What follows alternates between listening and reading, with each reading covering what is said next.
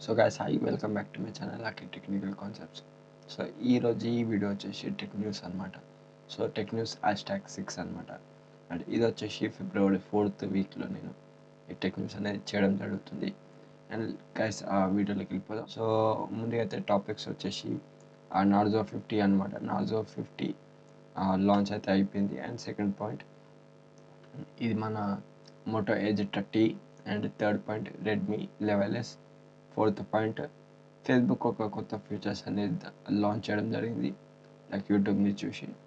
And fifth point world war 3. So that's it guys, వీడియోలోకి.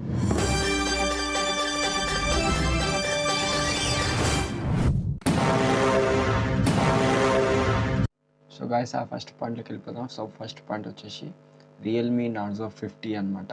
So ఇది అనేది launch అవ్వబోతుంది త్వరలో.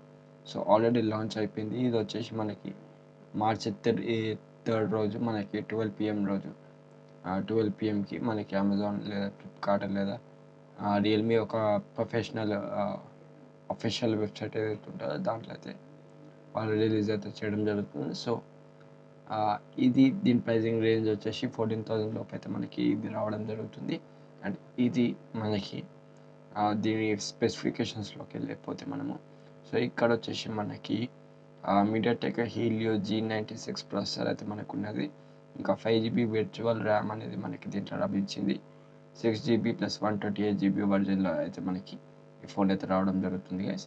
అండ్ ఆ తర్వాత మనకి ఇది వచ్చేసి మనం 128GB వరకు మనం దీన్ని ఎక్స్పాండ్ కూడా చేసుకోవచ్చు. ఇంకా దీన్ని మనకి 3 స్లాట్ కార్డ్ ఉంటుంది. ఇంకా 1TB అంటే 1TB in this is 1000GB = 1TB అనమాట. సో అంత పెద్ద మెమరీ కార్డు కూడా మనకి పెట్టుకునే ఆప్షన్ కూడా ఉంది. ఇంకా 120Hz రిఫ్రెష్ రేట్ మనకు ఉంది దీంట్లో. And 6.6 inches full HD AMOLED display అయితే మనకి దీంట్లో పూర్తిగా లభించడం జరుగుతుంది. 33 వాట్స్ కూడా డాటా ఛార్జింగ్ ఉందన్నమాట. ఇంకా 5000 mAh బ్యాటరీ ఉంటుంది.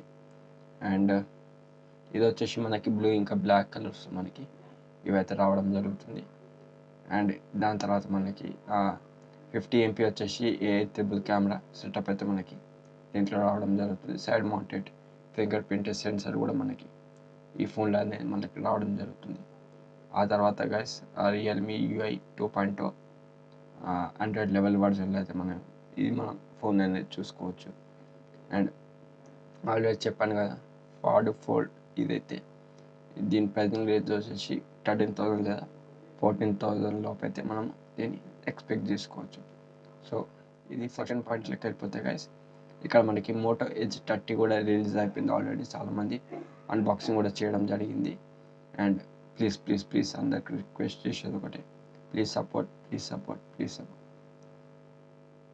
అండ్ దీని స్పెసిఫికేషన్స్లోకి అయితే వెళ్ళిపోతే మనము స్నాప్డ్రాగన్ 8th జనరేషన్ అయితే మనకు ఉన్నది. అండ్ ప్రాసెసర్ దీనిది హైయెస్ట్ రెజల్యూషన్ వచ్చేసి 60 MP జస్ట్ సెల్ఫీ కెమెరా కోసమే వాళ్ళు పెట్టడం అయితే జరిగింది ఈ ఫోన్లో. అండ్ ఆ తర్వాత వాళ్ళు వచ్చేసి 50 MP OIS + 50 MP ultra wide camera అయితే వాళ్ళు మనకి బ్యాక్ మెయిన్ కెమెరాస్లో మనకు వాళ్ళు పెట్టడం జరిగింది. అండ్ ఆ తర్వాత దీన్ని OLED డిస్ప్లే అయితే మనకి లభిస్తుంది. అండ్ ఫైనల్గా డాల్బీ అట్మాస్ 2 స్పీకర్ సెన్సర్స్ కూడా మనకి ఇక్కడ ఫోన్స్లో మనకి లభించడం జరుగుతుంది. అండ్ దీని ప్రైజింగ్ వచ్చేసి 45,000 లోపటైతే ఈ ఫోన్ అయితే అందుబాటులో ఉంది. సో గైస్ ఆ థర్డ్ పాయింట్లోకి వెళ్ళిపోతాం. రెడ్మీ 11s అనమాట. సో 11s కూడా ఆల్రెడీ రిలీజ్ అయిపోయింది. అండ్ మొన్న దీని స్పెసిఫికేషన్స్ కూడా చాలా రిలీజ్ అయిపోయినాయి. స్పెసిఫికేషన్స్లోకి వెళ్ళిపోతే 108 MP AI క్వాడ్ కెమెరా అనేది మనకి దీంట్లో లభిస్తుంది. 6.43 90Hz full HD AMOLED display అయితే మనకి దీంట్లో చూడడానికి లభిస్తుంది. Same MediaTek Helio G96 processor కూడా మనకి దీంట్లో ఈ ఫోన్లో రావడం జరుగుతుంది. అండ్ 8GB 64GB అయితే మనకు ఉంటుంది వేరియంట్. ఇంకా 5000 mAh battery same. And 3GB extra అయితే మనకి బూస్ట్ అయితే చేయడానికి ఉంటుంది.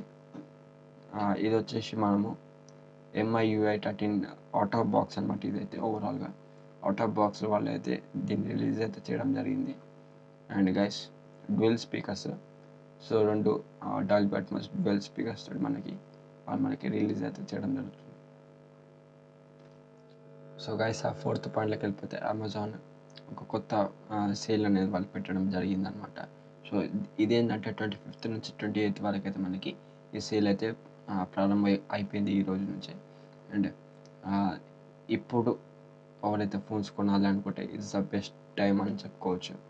అండ్ ఇదేంటంటే 40% ఆఫ్ డిస్కౌంట్స్ తోటి అమెజాన్లో సేల్ అయితే నడవడం జరుగుతుంది. లైక్ స్మార్ట్ ఫోన్ బ్రాండ్స్ వచ్చేసి శాంసంగ్, రియల్మీ, రెడ్మీ కాకుండా అండ్ శాంసంగ్, వన్ప్లస్, రియల్మీ, ఇంకా ఐక్యూ సిరీస్ లాంటి ఒక పెద్ద పెద్ద కంపెనీస్ వీళ్ళు చాలా అంటే చాలా ప్రమోట్ చేయడం జరుగుతుంది.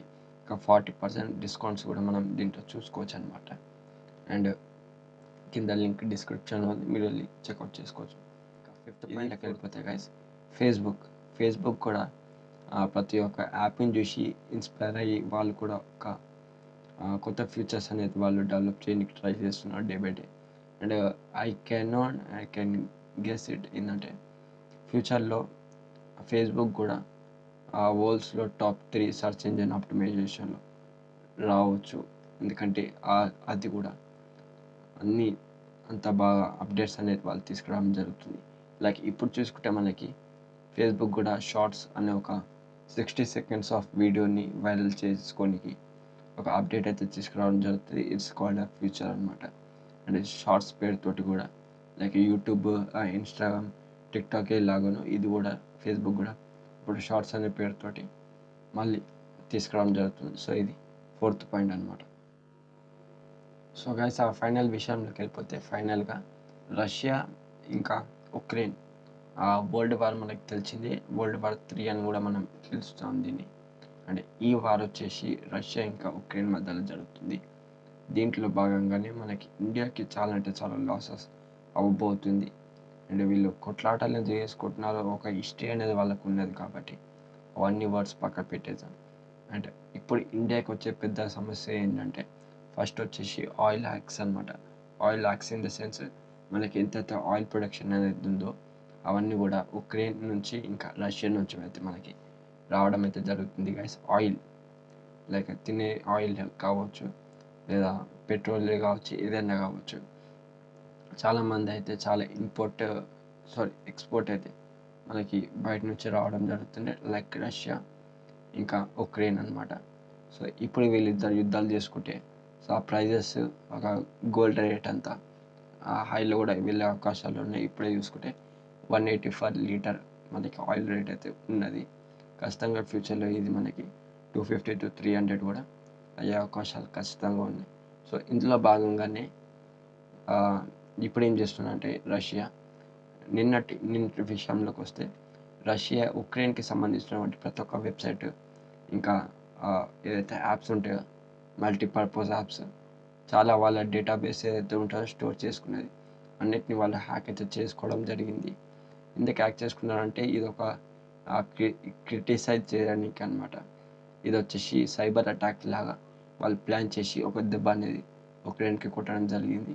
సో మీరు విజువల్స్ కూడా చూసుకోవచ్చు ఏ విధంగా వాళ్ళు వార్స్ అనేది స్టార్ట్ చేసుకున్నారని. సో దీంట్లో బలయ్యేది కేవలం ప్రజలు మాత్రమే కాబట్టి. అండ్ ఈ విధంగా అయితే వరల్డ్ వార్ అయితే నడుస్తుంది. ఫ్యూచర్లో ఏమవుతుందో తెలియదు. So that's it guys. ఇది ఈరోజు నా వీడియో. నచ్చితే please like, share, subscribe. Thank you. జై హింద్.